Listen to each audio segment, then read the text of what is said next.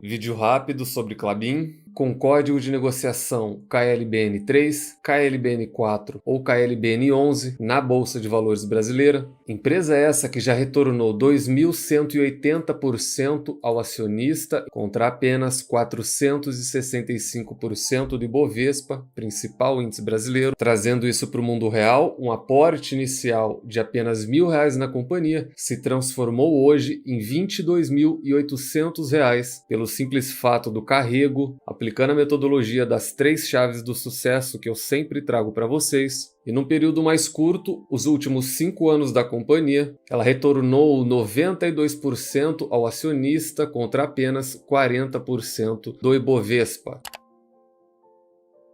Sempre lembrando que na parte de baixo de todos os vídeos eu deixo uma lista de indicação de livros que você tem que obrigatoriamente estar lendo antes de entrar no mercado de ações, antes de entrar no mercado de capitais. Vamos falar um pouco das perspectivas para a empresa, se é um bom momento ou não. Ela acabou de pagar R$ 320 milhões, uma quantia muito interessante para você caso seja sócio também. Mas como eu sempre digo, para quem acompanha boas empresas cíclicas, a partir do momento que você já estudou a empresa e chegou à conclusão de que ela é uma boa empresa operacionalmente, internamente, basta você acompanhar a commodity a que ela está ligada. E esse é o grande risco da Klabin. Palavras do próprio executivo, abre aspas, talvez a transição do segundo TRI para o terceiro TRI tenha sido um dos piores momentos que a gente viu em muitos anos no setor de papel e celulose, com uma queda de preço em todos os segmentos, exceto nas embalagens. Ponderando ainda, a Klabin conseguiu performar bastante bem, com margens ao redor de 30% a 31%. O que é interessante para vocês se atentarem nisso daqui? Isso aqui é uma fala do próprio CEO da companhia, o Cristiano Teixeira. E quando o próprio CEO da companhia ou alguém da diretoria já diz que o cenário da commodity é desafiador, algo que estava na casa de $630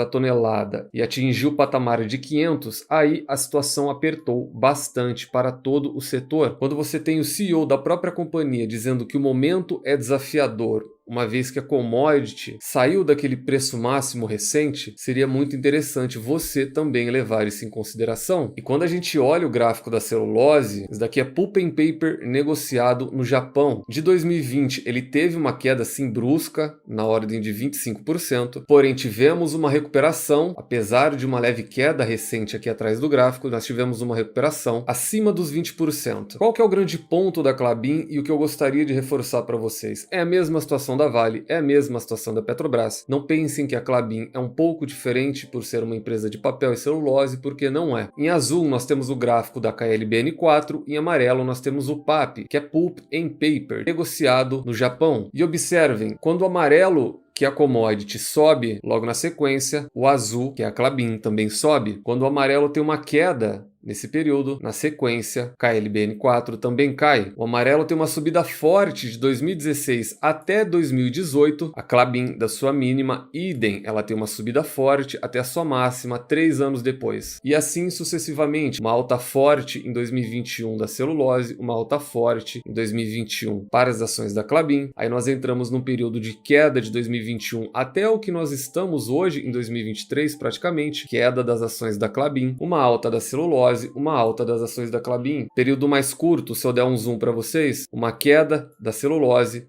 também uma queda das ações da Klabin. E o que eu quero dizer para vocês com isso? Elas são sim cíclicas ligadas à commodity, extremamente demandada pelo consumo chinês. Então, nesse tipo de situação, o que você tem que fazer como investidor? A priori, primeiramente, analisar balanço da empresa. Analisa balanço, fundamentos, questão não tangível, concorrência em nicho. Em terceiro, a gestão. Quando tudo isso está analisado e vocês chegam à conclusão de que a empresa é uma boa empresa internamente, de que ela já faz a parte dela, para empresas cíclicas, a única coisa que você tem que acompanhar é cenário macro e commodity. Então fica claro e evidente que a Klabin, ela segue a commodity do papel e celulose. Nós já passamos aqui o resultado dela, dados esses do RI, nós tivemos uma queda de 5% no volume geral de vendas, seguido de uma diminuição do preço, consequentemente o seu ROIC, que é a métrica que eles estão usando aqui, também diminui. Então você tem queda de venda seguido pela diminuição de preço de mercado. Isso para empresas cíclicas é batata, é queda de EBITDA e queda de lucro. Um lucro que caiu 88% e um EBITDA que caiu 41%. Klabin, que é coberta por 14 casas ou 14 analistas. Dessa maneira, ela tem 8 recomendações neutras, 5 recomendações de compra e uma recomendação de venda. Análise fundamentalista, lucros, lucros e mais lucros, tese essa de Peter Lynch e é possível ver a crescente da receita dela com 2 períodos de prejuízo, nada anormal para uma empresa cíclica. Porém, nessa análise fundamentalista eu vou fazer algo diferente. Eu não vou trazer todos aqueles critérios de 1 a 1, vou trazer de uma maneira um pouco mais dinâmica, eu vou trazer os critérios de 1 a 1 em uma base comparativa. Então a sequência, por ordem de importância, eu vou fazer a mesma, porém eu coloquei Irani, Suzano e Klabin, as 3 empresas do setor, das 3 que eu tenho exposição. A Irani vence em quase todos os itens, Suzano e Klabin ficando em terceiro colocado, na ordem em que eu sempre avalio os meus ativos. Primeiro, DRE, lucros, lucros e mais lucros. Segundo, indicador de rentabilidade. Indicador esse, vamos trabalhar aqui com o ROI. A Irani tem um ROI de 35%, a Suzano tem um retorno de 40% e a Klabin um retorno de apenas 25% no período. Na questão do retorno sobre equity, a Irani e a Suzano estão muito à frente da Klabin. Dividend yield, tese essa de Benjamin Graham e Luiz Barsi Filho. Na data de hoje, a que tem o yield maior de todas elas é a Irani, seguida pela Klabin e seguida pela Suzano. Fica aqui o comentário, a Suzano ela não tem um bom histórico, ela não é tão boa pagadora de dividendos quanto as duas outras em questão, e nem mesmo as duas outras em questão, em termos de periodicidade, constância e aumento constante de dividendos, são excelentes pagadores de dividendos. Portanto, a Irani vencendo nesse quesito. Preço sobre lucro, tese essa de Robert Shiller, de regressão à média. Aqui a Irani na casa de 5,48. A Suzano sendo a mais barata em termos de valor e negociação hoje. Em termos de preço sobre lucro, 4,15. E a mais alta de todas hoje, na casa dos 9, sendo a Klabin. E até em termos do EV/EBITDA, que é o Enterprise Value sobre o EBITDA da companhia, tanto a Irani quanto a Suzano têm uma boa relação. A pior delas também é a Klabin.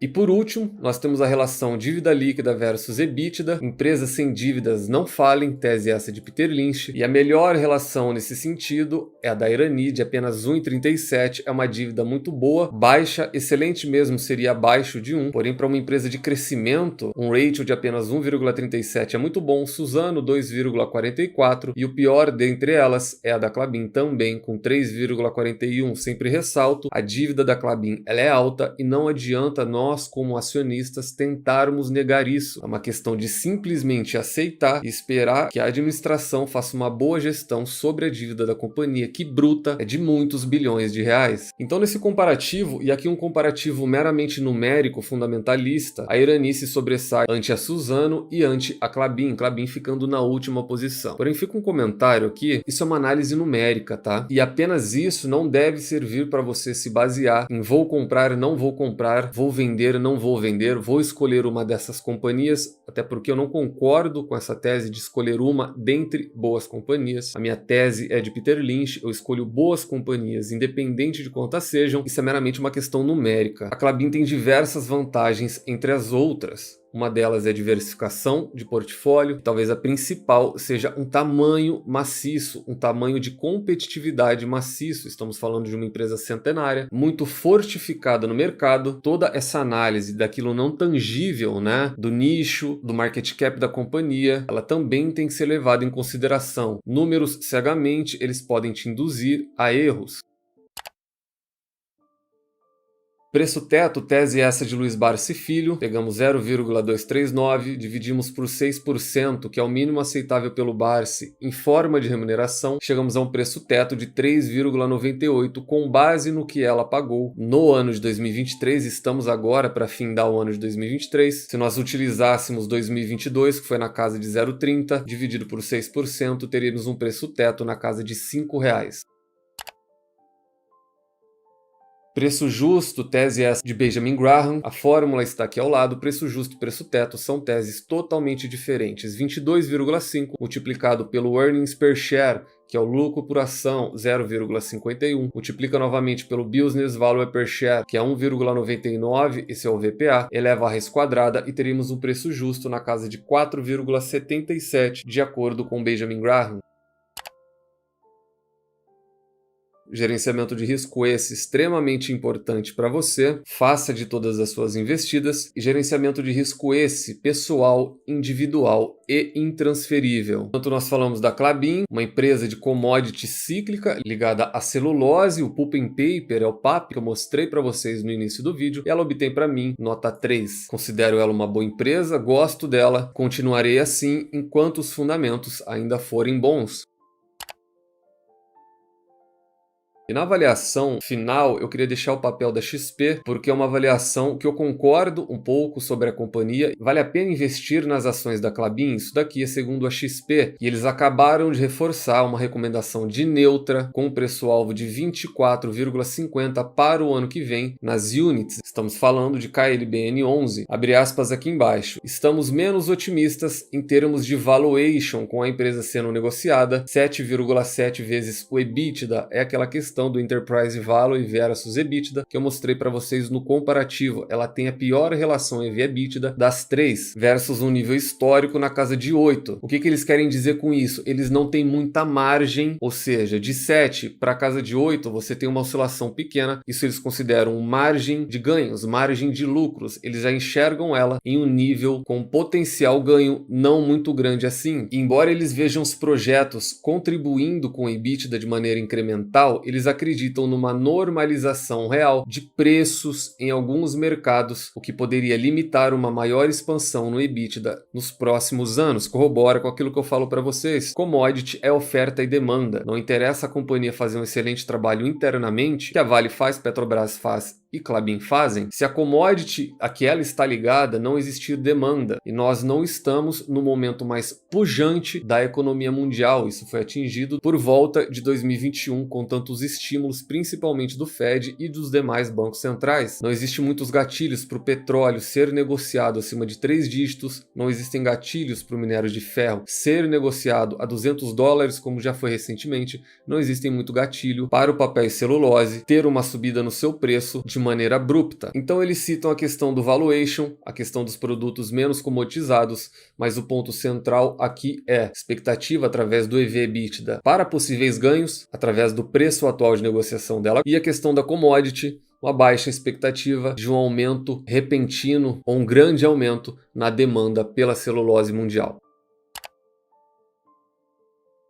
Portanto, hoje falamos da Klabin e da commodity a que ela é ligada. Importantíssimo que vocês assimilem isso. Estudem a empresa, primeiro ponto. A partir do estudo, chegou à conclusão de que ela é uma ótima empresa, de que ela é muito boa operacionalmente, de que as pessoas fazem as coisas corretas, apenas acompanhem a commodity a que ela está ligada. Mesmo que a empresa faça um excelente trabalho, se a commodity entrar em um período de queda, como ela entrou aqui, de 2020 a 2023, você vai ter uma queda na cotação de 2020 a 2023. E como você faz para obter retornos na casa de 2.200%, transformar apenas R$1.000 em R$22.800, aplicando a metodologia das 3 chaves do sucesso, encontrem excelentes empresas a preços atrativos, com uma excelente gestão e nunca mais as vendam. Tranque elas às 7 chaves, que selecionando boas empresas e permanecendo no longo prazo, ainda é a melhor maneira de você, investidor pequeno, individual e pobre, multiplicar o seu capital por muitas vezes. Então hoje falamos da Klabin. Deixa no comentário se concordam ou não com a avaliação que a gente fez no canal,